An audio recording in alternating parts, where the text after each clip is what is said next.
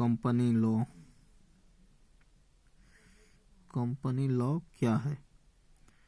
Company शब्द को परिभाषित कीजिए।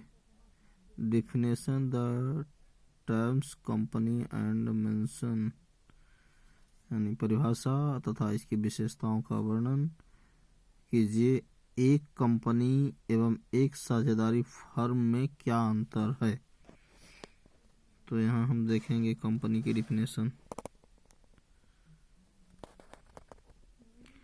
कंपनी की परिभाषा। कंपनी शब्द लैटिन भाषा से लिया गया है। इसकी उत्पत्ति दो लैटिन शब्दों कम और पेनिस के मिलाने से हुई है। इन शब्दों का आशय क्रमशः साथ साथ तथा रोटी से है।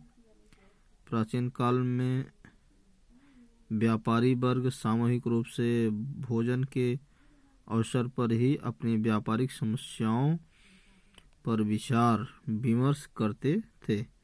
अंग्रेजी में भी कंपनी शब्द का अर्थ साथ देना या साथ रहना, साझा और समझा जाता है, किंतु कानून के क्षेत्र में कंपनी शब्द का अर्थ इससे भिन्न है, जिसे कृत्रिम व्यक्ति माना गया है एवं विधिक अधिकार एवं कर्तव्य निर्धारित किए गए हैं।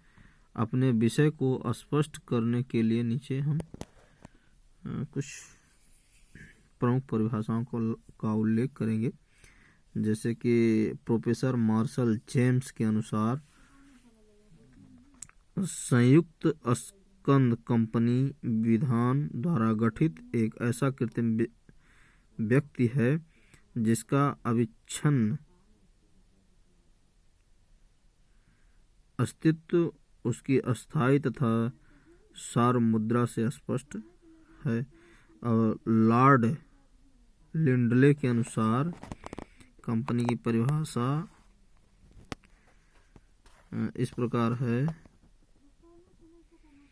कंपनी ऐसे व्यक्तियों का ऐच्छिक संगठन है जिन्होंने पूंजी तथा पूंजी की कीमत का एक सामान्य स्कंध में अनुदान किया हो, जिसे व्यापार या व्यवसाय में लगाया हो तथा उससे होने वाले लाभ हानि में भागीदार हो।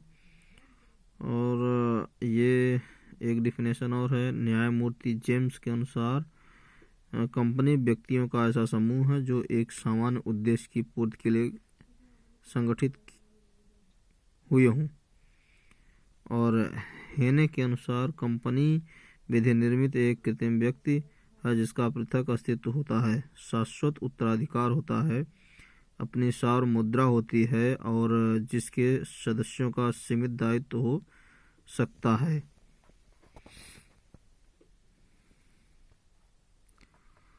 और अगला है श्री एस शाह ने कंपनी की परिभाषा अधिक व्यापक शब्दों में की है। इनके अनुसार कंपनी शब्द का आशय सामान्य उद्देश्य के लिए निर्मित बहुत से व्यक्तियों के एक संघ से है। इसमें दो महत्वपूर्ण तत्व समाविष्ट होते हैं। प्रथम यह कि संघ के सदस्य इतने अधिक होते हैं कि उसे सही अर्थों में फर्म या साझेदारी नहीं कहा जा सकता है। और दूसरा, प्रत्येक सदस्य संघ में अपने हित को अन्य सदस्यों की सहमति के बिना अंतरित कर सकता है। ऐसे संघ को कानून के अनुसार निगमित किया जा सकता है, जिसके परिणामस्वरूप वह एक निगमित संस्था हो जाती है, जिसे सामान्यतः अस्थायी अस्तित्व वाली सारमुद्रा कॉमन सेल युक्त निगम कहा जाता है। कंपनी का आशय कंपनी अधिनियम 1956 की परिभाषा के अनुसार एक ऐसी कंपनी से है जो धारा 311 में परिभाषित की गई। कंपनी का तात्पर्य इस अधिनियम के अधीन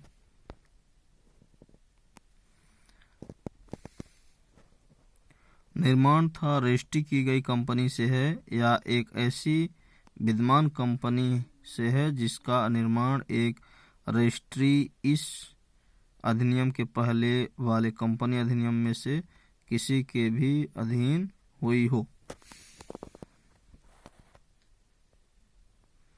कंपनी की विशेषता।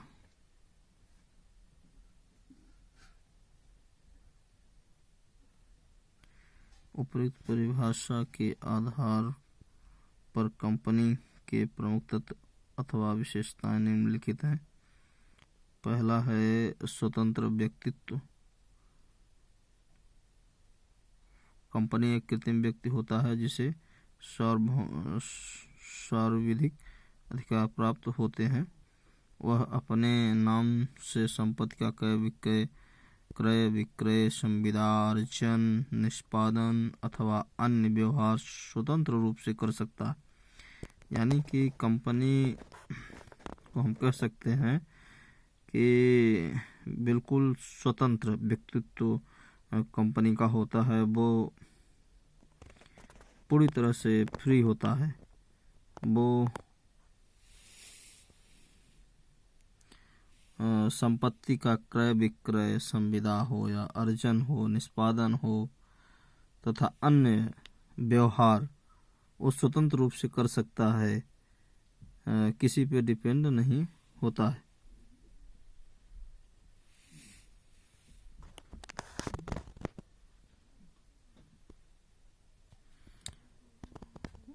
और दूसरा है शाश्वत अधिकार।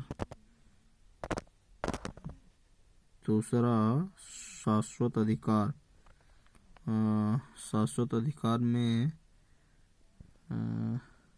एक कंपनी का अस्तित्व स्थायी होता है।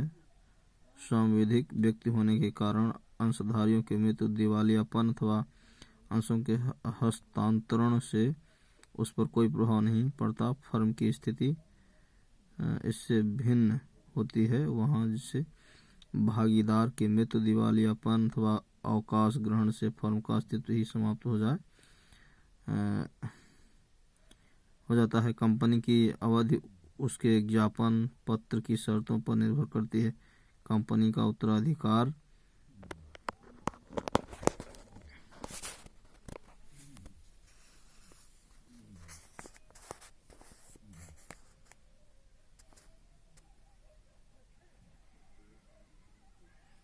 तो अविच्छिन्न रूप से चलता रहता है।